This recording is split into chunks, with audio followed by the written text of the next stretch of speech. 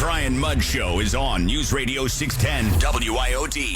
Governor DeSantis had billed a major announcement at the Duval County School District starting at 10:20. We shall see. I have a feeling that whatever it is will not be limited to the Duval County School District, as we have seen the lawless school mask mandates that remain in force, even though the school districts have no legal authority whatsoever to be imposing them.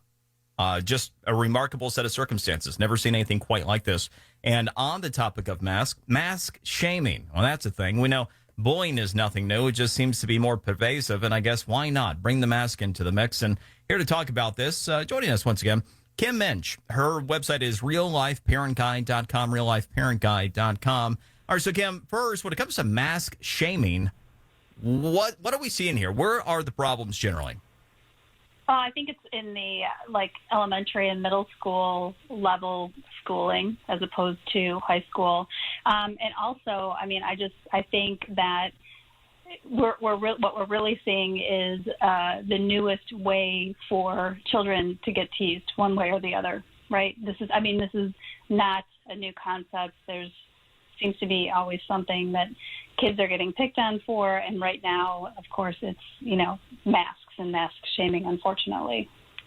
Oh, and Kim, I already saw, we had research. One of the many studies posted on the National Institutes of Health website about masking in schools last year that was studied.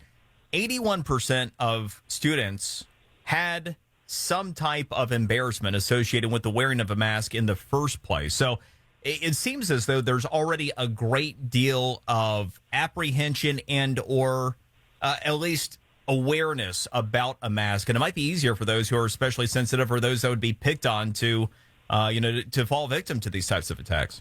Yes, Brian, I totally agree with you. And what I want to say is in terms of parents, what we can do is really listen to our kids' feelings when they come home and they have, this issue at school and they're being teased or they're being, made fun of for wearing a mask, that kind of thing. We really need to listen to what our kids are telling us. And sometimes, as much as parents are wonderful and they love their kids, when their kids are having uncomfortable feelings, they either minimize them or they ignore them or they don't give them as much credence as they could. So first and foremost, for parents, listen to your child, listen to what's going on for them, affirm that, if they are getting ridiculed at school, that it's definitely, not okay. And if it continues and it's consistent, then absolutely bringing it to, whoever is appropriate at school is the next step.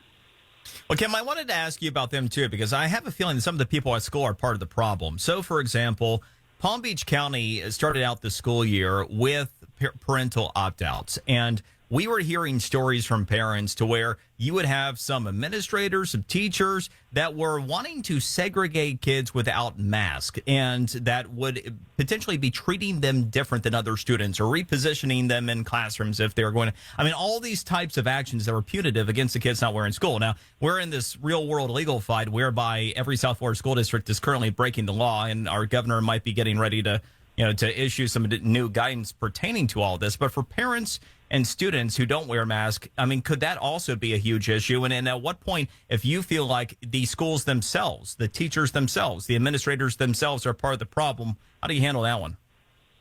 That is an excellent question, Brian. I wish I had a magic answer for that because, again, what goes on with students is one level. What's going on with the adults and the administration in the schools is a totally different level. And I really, part of me feels it's very sad that we're in the state that we're in, but I also believe that we can figure this out, that if we just work together, we can figure this out. But first and foremost, how is it affecting our kids? How is all of this mask, no mask, the way that adults are dealing with it and showing up, how is that affecting the next generation of students? I guess that's the biggest question that I have. Sure. And I'm also the king of asking unfair questions as well. So you navigated that brilliantly. Thank you. Thank you so much. I was like, is there an easy button? You are far from the first one to be handed something that It really doesn't necessarily have a quantifiable answer. Just some of the apprehension that is out there these days, and some of what I hear from parents that I also lack answers for. Do you suspect that going forward, this will have a shelf life? In other words, there seem to be trends to certain types of picking on kids and bullying. And do you think this is a phase ultimately that this too shall pass? I absolutely believe that to be true. There will be something else. Unfortunately, there will be something else, and this will not be a forever thing.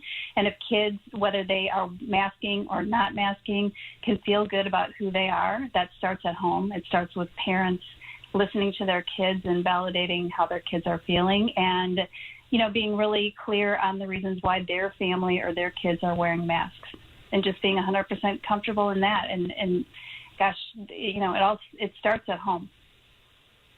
Such a good point, Kim, and really appreciate it. Again, her website is reallifeparentguide.com, reallifeparentguide.com. Kim Muench, thank you very much for the time again and the information. Appreciate it. Sure. Thank you, Brian. Have a great day.